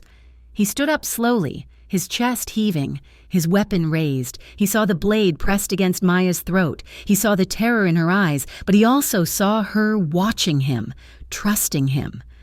"Let her go," Adrian said. His voice was not a shout. It was a low, guttural command that carried the weight of death. The guard's hand shook. "Drop the gun, or she bleeds." Adrian stared at the man. He analyzed the angle, the distance, the shaking hand. "Maya," Adrian said softly. "Close your eyes." Maya squeezed her eyes shut. A gunshot rang out. It was a single, deafening crack. The guard jerked backward, the knife clattering to the floor. He collapsed, clutching his shoulder where Adrian's bullet had shattered the bone. Adrian was there in a heartbeat. He kicked the knife away and dropped to his knees in front of Maya. He holstered his weapon and pulled a knife from his vest, slicing through the ropes binding her wrists. "Maya," he breathed, his hands immediately finding her face, checking her for injuries. "Maya, look at me." Maya opened her eyes. She saw him. He was covered in dust, his face streaked with sweat and grime, but he was there.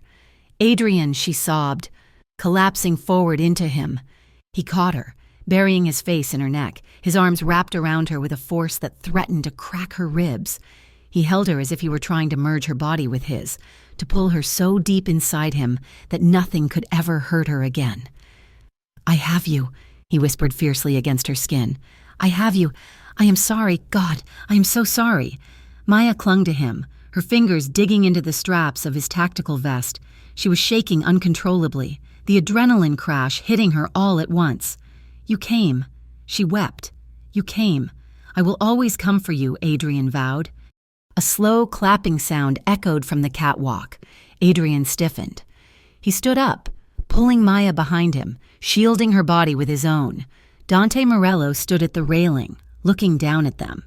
He was surrounded by 4 men with automatic weapons aimed at the floor. "Very touching," Dante drawled. "Truly. It is like something out of a movie. The tragic hero saves the girl. But you forgot the ending. Adrian, the hero, dies." Adrian looked up at him. The rage was gone, replaced by a cold, hard clarity. "It is over." "Dante," Adrian said. "I agree." Dante smiled. "You are outgunned, you are surrounded, and you have nowhere to go. Surrender the territory. Adrian, sign the papers, and maybe I will let you and your little girlfriend walk out of here alive." Adrian shook his head slowly. "I am not signing anything," he said. Dante's smile faltered. "Then you die." "No," Adrian said. "You do." Suddenly, red and blue lights flashed through the high windows of the warehouse. The wail of sirens, dozens of them, pierced the air, growing louder by the second. A megaphone amplified a voice from outside. This is the FBI. The building is surrounded. Come out with your hands up." Dante's eyes went wide. He looked at Adrian in disbelief. You called the feds? You broke the code? You ratted?" "I did not rat," Adrian said calmly. "I just made sure that an anonymous tip about a massive shipment of illegal arms, which you are currently standing next to, reached the right people." "You destroyed the syndicate," Dante screamed, realizing his empire was crumbling. "You destroyed us all." "I destroyed you," Adrian corrected. "I walked away hours ago." The doors burst open as tactical teams from the Bureau swarmed the building. Dante and his men, caught between Adrian and the federal agents, dropped their weapons in defeat. Adrian did not watch Dante get arrested. He turned back to Maya. He cupped her face in his hands, wiping a smudge of dirt from her cheek with his thumb. "Are you okay?" he asked, his eyes searching hers. Maya looked at him, seeing the man who had just burned his entire world to the ground to keep her safe. "I am now," she whispered. The fallout was swift and brutal. With Dante Morello in federal custody and the evidence piling up, the power structure of the Riverton underworld collapsed. Adrian Costa was technically a free man. He had not been found with any contraband, and his lawyers were already spinning a narrative of him being a hostage in the situation. But in the eyes of the underworld, he was finished. He had broken the code. He had involved the authorities. He was marked as a traitor to the life. Adrian did not care. He formally stepped down from all operations that could not be completely legitimized. He handed over the keys to the kingdom to the few lieutenants who wanted to fight over the scraps. He walked away from the empire his father had built, leaving it to rot. But the scars remained. For weeks, Maya could not sleep. She would wake up gasping for air. Her sheets soaked in sweat, the memory of the warehouse seizing her chest. Every time she woke, Adrian was there. He did not try to fix it with words. He did not tell her to get over it. He simply held her. He would pull her against his chest, his heartbeat a steady, grounding rhythm against her ear. He would stroke her hair until her breathing slowed. He would sit with her in the silence of the penthouse at 3 a.m, watching the city lights, proving over and over again that he was not going anywhere. He was patient. He was gentle. The ruthless CEO was gone, replaced by a man who was learning, day by day, how to be a partner. 2 months later. The evening air was crisp, carrying the scent of autumn. The balcony doors of the penthouse were open, letting the breeze stir the sheer curtains. Maya stood at the railing, a glass of wine in her hand. She was wearing one of Adrian's shirts, the sleeves rolled up to her elbows. She looked different now. There was a shadow in her eyes that hadn't been there before, a knowledge of how dark the world could get, but there was also a new strength, a steel in her spine. Adrian stepped out onto the balcony behind her. He wrapped his arms around her waist, resting his chin on her shoulder. "What are you thinking about?" he asked softly. Maya leaned back into him, closing her eyes. "I was thinking about how quiet it is," she said. "No guards, no phone calls, just us. It will stay this way." Adrian promised. "I sold the last of the warehouses today. The trust is set up. We are out." "Maya?" "Completely." Maya turned in his arms to face him. She set her wineglass down on the railing. "Are you happy?" she asked. "You gave up everything. You were the king of this city. Adrian, and now I am just a man." Adrian finished. He smiled, and it was a genuine smile, one that reached his eyes and crinkled the corners. He brought his hand up to touch her face, his thumb tracing her lower lip. "I did not give up everything, Maya. I kept the only thing that mattered." Maya looked at him, feeling the truth of his words settle in her heart. The fear was still there, a quiet hum in the background, but it was no longer the loudest thing in the room. "I am still scared sometimes," she admitted, her voice barely a whisper. "I hear a car backfire and I jump. I see a black SUV and I freeze." "I know," Adrian said, pulling her closer. "I am afraid that one day you will miss it," Maya continued. "The power, the control. I am afraid you will look at me and see the reason you lost it all." Adrian shook his head firmly. "Never," he said. "Look at me." Maya met his gaze. Power without you was just a cage, he said intensely. You did not make me lose anything. You freed me. I would make the same choice 1,000 times. I would burn it all down again just to stand here with you tonight. Maya felt the last of her walls crumble. She rose on her tiptoes, wrapping her arms around his neck. I love you, she whispered. Adrian kissed her. It was not the desperate, frantic kiss of the warehouse. It was slow. It was deep. It was a kiss that tasted of the future. His hands moved over her back, pulling her flush against him, not to possess her, but to hold her. He lifted her easily, carrying her inside away from the cool night air. He laid her down on the plush sofa, following her down, his weight a comforting blanket. He kissed her eyelids, her jaw, the pulse point at her throat. His touch was reverent, asking permission with every movement. Maya ran her hands over his shoulders, feeling the scars beneath his shirt, the physical map of the life he had left behind. She realized then that they were both scarred, both broken in their own ways, but the pieces fit together perfectly. Make me forget, she whispered, pulling him down to her. Adrian kissed her again, murmuring promises against her skin. The city lights twinkled outside, distant and irrelevant. In the quiet of the penthouse, with the world shut out, they found their own peace. The screen faded to black, leaving only the sound of their breathing and the soft rustle of the wind. Thank you so much for listening to the final chapter of this story. It has been a journey of danger, sacrifice, and love, and I hope you enjoyed the ride as much as I enjoyed writing it. I would love to know where you are listening from today. Please drop a comment below and tell me your country or city. It is always amazing to see how far these stories travel. If you enjoyed this series, please make sure to subscribe to Mafia Romance Stories and hit the notification bell so you never miss a new episode. And do not forget to share your thoughts on the ending in English in the comments section. Did Adrian make the right choice? I cannot wait to read your opinions. Until next time, stay safe and keep reading.